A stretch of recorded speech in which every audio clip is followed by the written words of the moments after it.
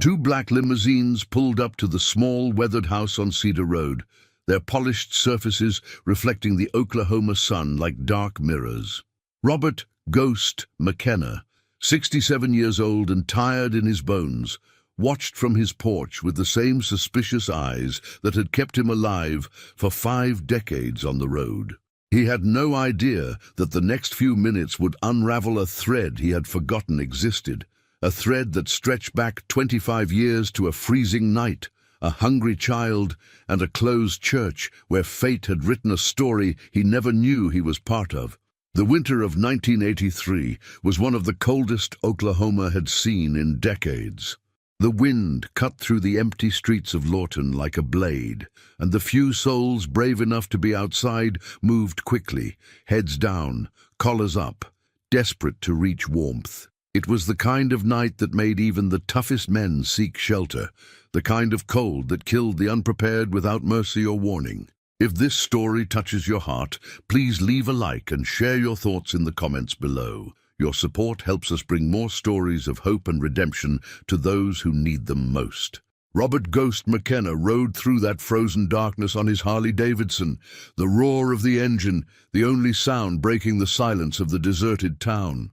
At 42 years old, Ghost had earned his nickname not because he was quiet, but because of the way he moved through life, leaving no trace, forming no attachments, disappearing before anyone could get too close. He was a legend among the Oklahoma Hells Angels, respected for his loyalty, feared for his temper, and avoided by anyone with enough sense to recognize danger when they saw it.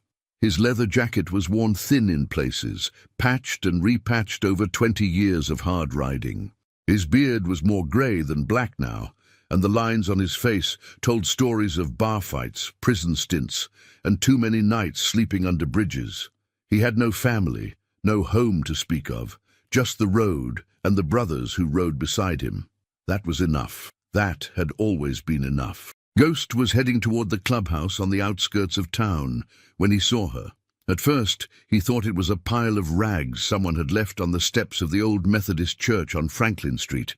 The building had been closed for 3 years now, its congregations scattered to other parishes, its heavy wooden doors locked against vandals and the homeless who sometimes sought shelter in its shadow. A faded sign still proclaimed Sunday services that would never come. But as Ghost's headlights swept across the scene, the pile of rags moved. He slowed his bike, then stopped entirely, the engine idling in the bitter cold. His breath formed clouds in the frozen air as he squinted through the darkness at the small figure huddled against the church's heavy wooden doors. It was a child, a little girl, maybe 7 or 8 years old, curled into a ball with her arms wrapped around her knees. She wore a thin cotton dress, completely wrong for the season, and her feet were bare against the frozen concrete steps. Even from 20 feet away, Ghost could see her shivering violently, her small body convulsing with tremors that spoke of dangerous, bone-deep cold. Ghost sat on his bike for a long moment, arguing with himself. This wasn't his problem. He had places to be, brothers waiting for him, a warm clubhouse with whiskey and a fire. Some church lady would find the kid in the morning. Social services would handle it. It wasn't his business. He had spent 42 years very carefully, not making other people's problems his own. But the girl looked up at him then, and Ghost felt something crack open in his chest that he thought had sealed shut decades ago. Her eyes were huge in her thin face, dark and hollow with hunger and exhaustion. She didn't cry out or run away. She just looked at him with the resigned acceptance of someone who had already learned that the world was cruel and that expecting help was foolish. She couldn't have been older than 7.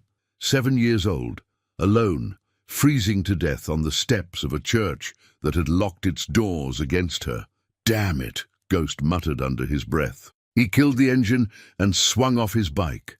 The girl watched him approach with those ancient, weary eyes. She didn't flinch when he climbed the steps toward her, didn't scramble away when his shadow fell across her tiny form. That bothered Ghost more than anything. A child should be afraid of a man like him. A child should run screaming from a bearded biker in leather and chains, approaching in the dead of night. The fact that she didn't told him everything he needed to know about what her life had been like. "Hey there," Ghost said, his voice rough from disuse and cold. He crouched down a few feet away from her, trying to make himself smaller, less threatening. "You got a name, kid?" The girl studied him for a long moment before answering. "Lily." Her voice was barely a whisper, hoarse and cracked from the cold. "Lily May. Lily May. That's a pretty name." Ghost looked around at the empty street, the dark windows of closed shops, the absolute absence of anyone who might be looking for this child. "Where's your mama, Lily May?" Something flickered in those dark eyes. Pain, loss, the kind of grief that had no words. "Gone," Lily whispered. "She went away and didn't come back." Ghost felt his jaw tighten. "What about your daddy? Grandma? Anybody?" Lily shook her head slowly. The movement seemed to cost her energy she didn't have. "Just me now." The wind picked up, howling down the empty street like a living thing. Lily's shivering intensified, her teeth chattering so hard Ghost could hear them clicking together. At this rate, she wouldn't survive the night. Hypothermia would take her before dawn, and in the morning someone would find a frozen little body on these church steps, and the world would go on, not caring about one more lost child. Ghost made a decision that went against everything he had built his life around. "Come on," he said, shrugging off his leather jacket. It was his most prized possession, covered in patches he had earned through blood and loyalty, worn soft by years of riding. He wrapped it around Lily's tiny shoulders, and she practically disappeared inside it. "There's a diner 2 blocks over. Let's get you warmed up and fed." The Starlight Diner was the only place still open at this hour, a 24-hour establishment that catered to truckers, night shift workers, and the occasional lost soul seeking refuge from the darkness. The bell above the door jingled as Ghost pushed it open, one massive hand resting gently on Lily's shoulder as he guided her inside. The warmth hit them like a wave, and Ghost heard Lily let out a small sound of relief that nearly broke his hardened heart. He steered her toward a booth in the back corner, away from the curious eyes of the few other patrons, and helped her slide onto the cracked vinyl seat. The waitress who approached them was a tired-looking woman in her 50s named Dolores, who had seen enough of life to know better than to ask too many questions. Her eyes flickered from Ghost's weathered face to the child drowning in his leather jacket, and whatever conclusions she drew, she kept to herself. "What can I get you folks tonight?" "Oh, coffee for me," Ghost said, "and for her." He looked at Lily, who was staring at the laminated menu like it contained the secrets of the universe. He realized with a jolt that she probably couldn't remember the last time she'd been allowed to order food from a menu. Bring her whatever she wants, the whole menu if she asks for it. Dolores nodded and turned to Lily with a gentleness that surprised Ghost. "What sounds good, sweetheart? We got pancakes, eggs, bacon, burgers, pie." "Pancakes?" Lily's voice was tiny, hopeful, as if she expected the offer to be snatched away at any moment. "With syrup. You got it, honey. Coming right up." While they waited, Ghost studied the child across from him. Under the harsh fluorescent lights, she looked even worse than she had outside. Her brown hair was matted and tangled, her face smudged with dirt, her arms thin as sticks beneath the oversized jacket. There were bruises on her wrists that looked like fingerprints, and a faded yellow mark on her cheek that spoke of violence not quite healed. "How long you been on your own, Lily May?" Ghost asked quietly. Lily thought about it, counting on her fingers with intense concentration. "Since the leaves turned orange. Mama said she was going to get medicine, and she would be right back." She paused, her small face crumpling for just a moment before she forced it smooth again. "She didn't come back. I waited and waited by the window, but she didn't come back. That was months ago."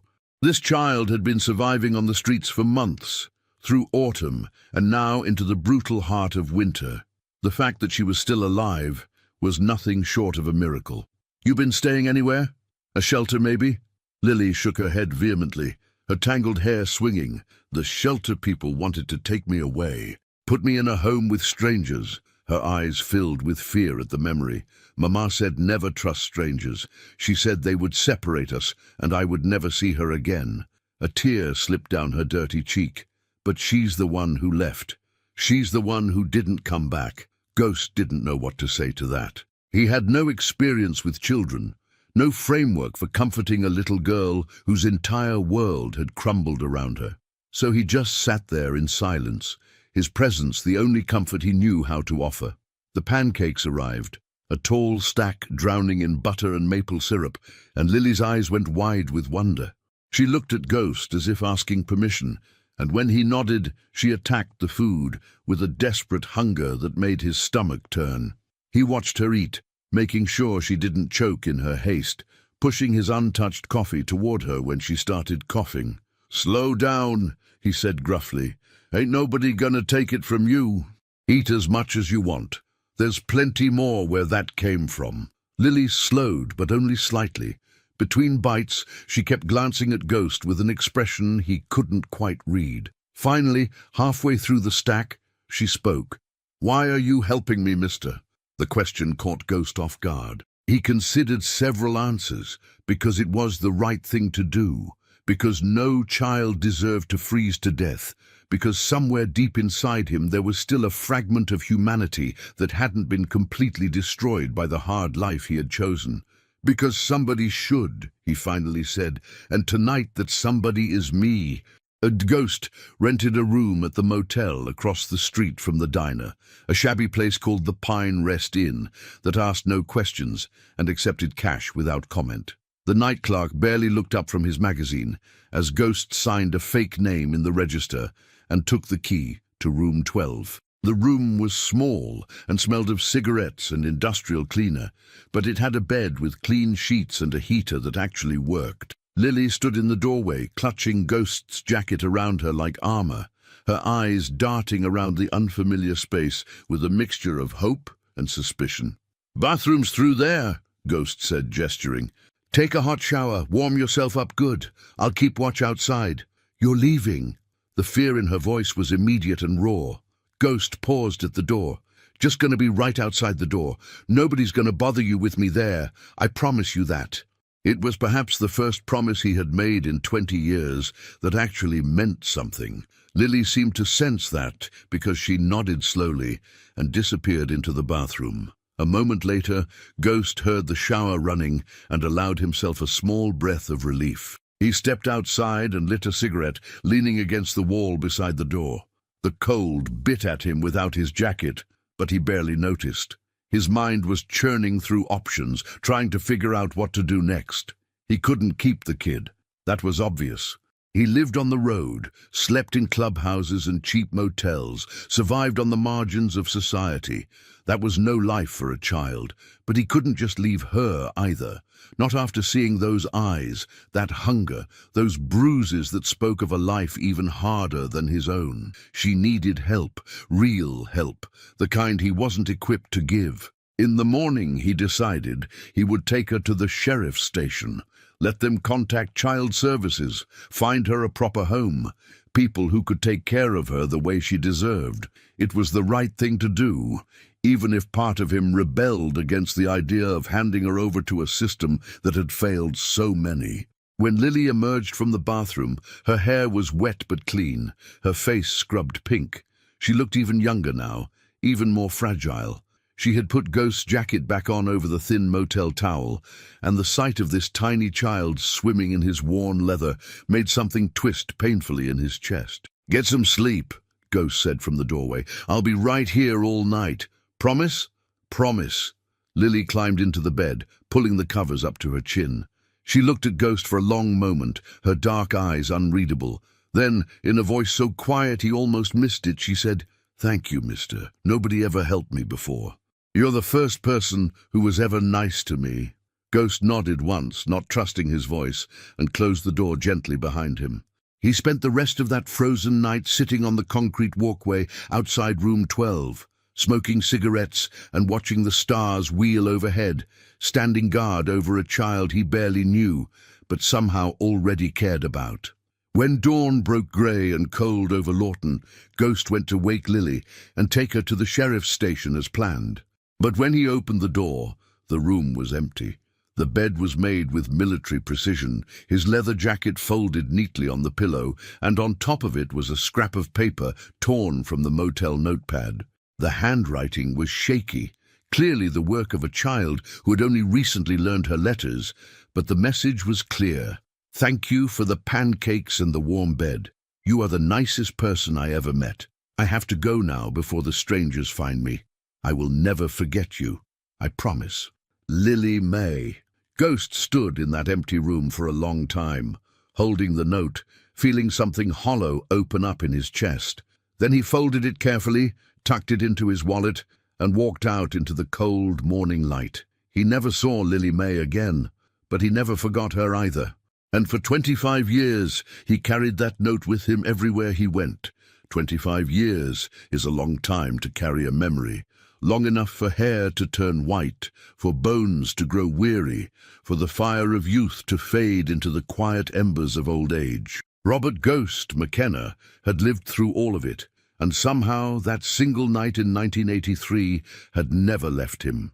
He was 67 now, retired from the road if not from the club. His riding days had ended 3 years ago when his knees finally gave out, and now he spent most of his time on the porch of the small house he had bought with money, saved over decades of odd jobs and questionable enterprises. The house wasn't much. 2 bedrooms, a kitchen that hadn't been updated since the 70s, a yard that was more weeds than grass. But it was his. The first thing he had ever truly owned. The other brothers visited sometimes. The younger generation who had heard stories of the legendary Ghost and wanted to pay their respects. He appreciated their company, but he never felt like he deserved their admiration. What had he ever done, really? Ridden hard, fought harder, survived when others didn't. That wasn't heroism. That was just stubbornness too stupid to quit. On this particular October morning, Ghost sat in his usual spot on the porch, a cup of coffee growing cold in his hands, watching the leaves turn gold and red on the old oak tree in his front yard. His mind wandered, as it often did these days, to the past, to roads travelled and chances missed, to a little girl with dark eyes who had vanished into the dawn 25 years ago. He still had the note. It lived in his wallet, folded and refolded so many times that the paper had grown soft as cloth. The childish handwriting faded, but still legible. He didn't know why he kept it. Maybe as a reminder that he had done one good thing in his life, maybe as proof that even a man like him was capable of kindness. He wondered sometimes what had happened to Lily May. Had she survived, found a family, grown up to have children of her own? Or had the streets claimed her, as they claimed so many lost children? He would never know, and that uncertainty haunted him more than he cared to admit. The sound of engines broke through his reverie. Not motorcycles, something smoother, quieter. Ghost looked up and felt his heart stutter in his chest. 2 black limousines were turning onto Cedar Road, their polished surfaces gleaming in the morning sun. They moved slowly, deliberately, like predators stalking prey. Ghost set down his coffee and rose to his feet, every instinct honed by decades of survival, screaming that something significant was about to happen. The limousines pulled to a stop in front of his house. For a long moment, nothing happened. Nothing. Ghost stood on his porch, watching, waiting, his hand instinctively moving toward the knife he still kept on his belt, even after all these years. Then the doors opened, and people began to emerge. Men in dark suits with earpieces and watchful eyes. Security, Ghost recognized immediately. They scanned the area with professional efficiency before one of them nodded toward the second limousine. A woman stepped out. She was perhaps 40, dressed in a tailored business suit that probably cost more than Ghost's entire house. Her dark hair was pulled back in an elegant chignon, and she carried herself with the confidence of someone accustomed to power. But it was her eyes that made Ghost's breath catch in his throat. Dark eyes, hollow no longer, but deep with intelligence and purpose. eyes he had last seen 25 years ago, staring at him across a diner table while small hands clutched a stack of pancakes. "Hello, Ghost," the woman said, and her voice was steady, controlled, but underneath it he could hear the tremor of emotion she was fighting to contain. "My name is Lily Mae Thornton, and I've been looking for you for a very long time." Ghost didn't move. Couldn't move. His mind was reeling, trying to reconcile the desperate, starving child he remembered with this polished, powerful woman standing in his yard. 25 years. She had been 7 years old. Now she was a grown woman with limousines and security details and a presence that commanded attention. "Lily Mae," he finally managed, his voice rough. "I'll be damned." Lily smiled, and suddenly Ghost could see the child she had been shining through the woman she had become. "You remember me. Never forgot you. Not for one day." Ghost gestured vaguely at the porch. "You want to come up? Sit down? I got coffee, though it ain't fancy." Coffee would be perfect. Ghost led her inside, acutely aware of how shabby his home must look to someone who traveled in limousines. But Lily didn't seem to notice or care.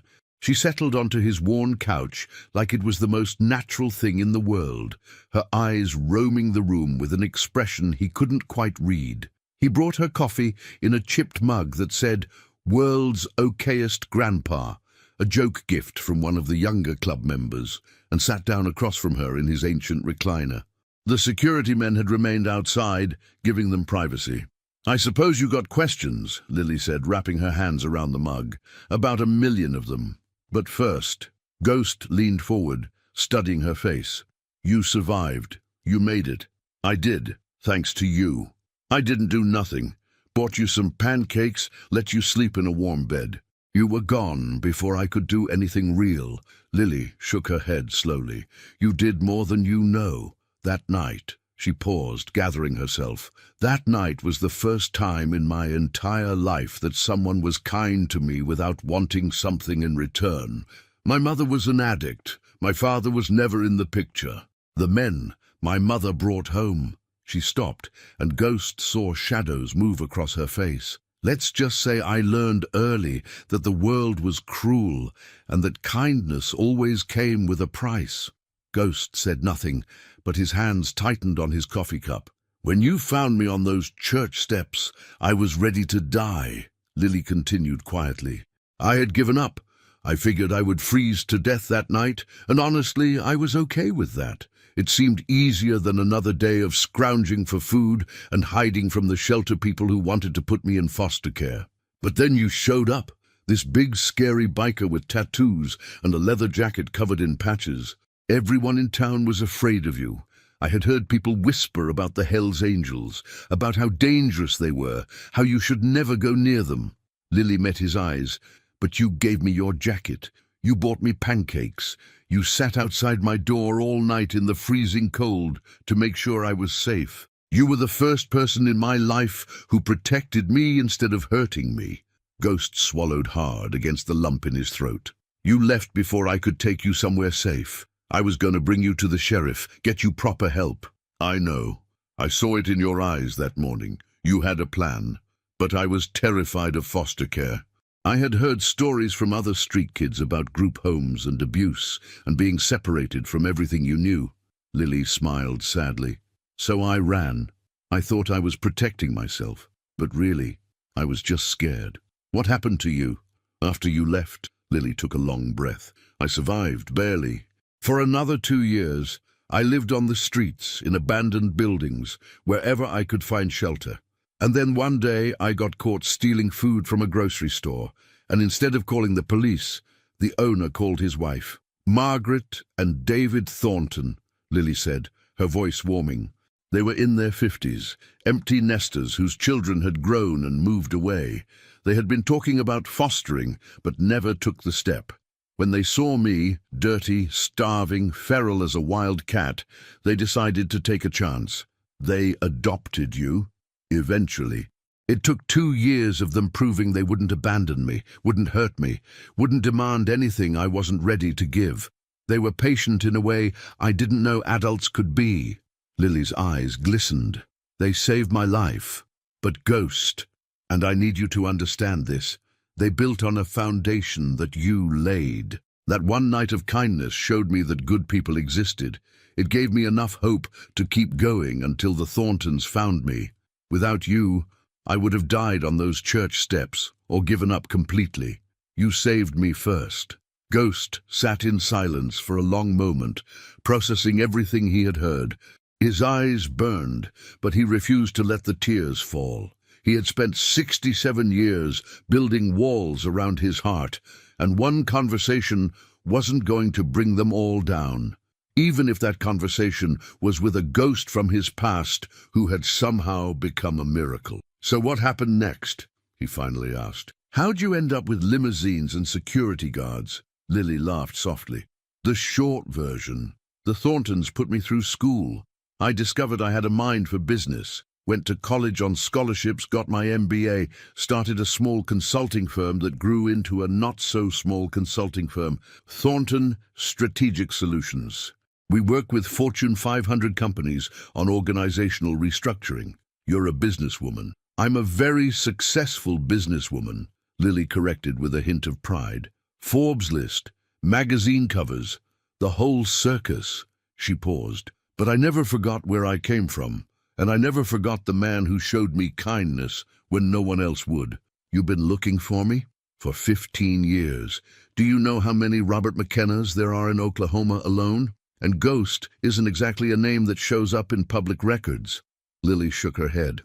"I hired private investigators, searched old club records, talked to retired bikers who barely remembered anyone from that era. I was starting to think I would never find you. What changed? 6 months ago, one of my investigators tracked down an old member who remembered a Ghost McKenna who used to ride with the Lawton chapter. He mentioned you had settled down somewhere in Cedar County." Lily's eyes met his. "I've been working my way through every small town in the county since then. Today, I finally found you." Ghost didn't know what to say. 15 years. This woman had spent 15 years searching for an old biker who had bought her pancakes 3 decades ago. The magnitude of it was almost incomprehensible. "I didn't do nothing special," he said finally. "Any decent person would have done the same." "No," Lily said firmly. "They wouldn't have. I was on those church steps for 3 hours before you came along. Dozens of cars drove past. People saw me and looked away. You were the only one who stopped. The only one who cared enough to get off your motorcycle and actually help." She reached into her purse and pulled out an envelope. "Which is why I wanted to give you this." Ghost took the envelope but didn't open it. "What is it?" "A check. Enough to pay off this house, buy a new one if you want, and live comfortably for the rest of your life." Lily held up a hand before he could protest. "I know you're going to say you don't want it, that you didn't help me for money, that you don't need charity. I know. But Ghost, please, let me do this. Not as payment for what you did, because what you did is priceless. Think of it as a gift from a little girl who never got to say thank you properly. Let me take care of you the way you took care of me, even if it's just for one night." Ghost stared at the envelope in his hands. His whole life, he had never had money, never had security, never had anyone who wanted to give him anything without expecting something in return. "There's more," Lily said softly. "I want you to meet my family, my husband, my children. I want them to know the man who made their mother's life possible. I want my kids to understand that kindness matters, that one small act can change everything, that heroes don't always wear capes. Sometimes they wear leather." The Ghost finally looked up, and he didn't bother hiding the tears that had started to fall. "I ain't no hero, Lily May. I'm just an old biker who got lucky enough to do one good thing." Lily rose from the couch and crossed to him, kneeling beside his chair and taking his weathered hand in hers. "You're my hero," she said simply. "You always have been, and I'm going to spend the rest of my life making sure you know it." Outside, the October sun climbed higher in the sky, painting the world in shades of gold. Ghost looked at this woman, who had once been a frightened child on church steps, now kneeling before him with tears in her eyes and gratitude in her heart, and felt something he hadn't felt in decades. Hope, purpose.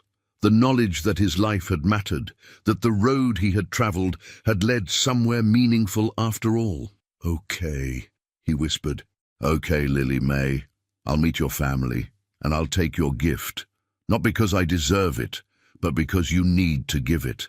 And after all these years, I figure the least I can do is let you." Lily squeezed his hand, smiling through her tears. "Thank you, Ghost, for everything. For then and for now. And ding! And in that small house on Cedar Road, two strangers who had been connected by one frozen night 25 years ago finally found the closure they had both been seeking. The biker who thought he had never done anything worthwhile. The little girl who grew into a woman, but never forgot the first person to show her kindness. Some debts can never be repaid, but sometimes just knowing they exist is enough.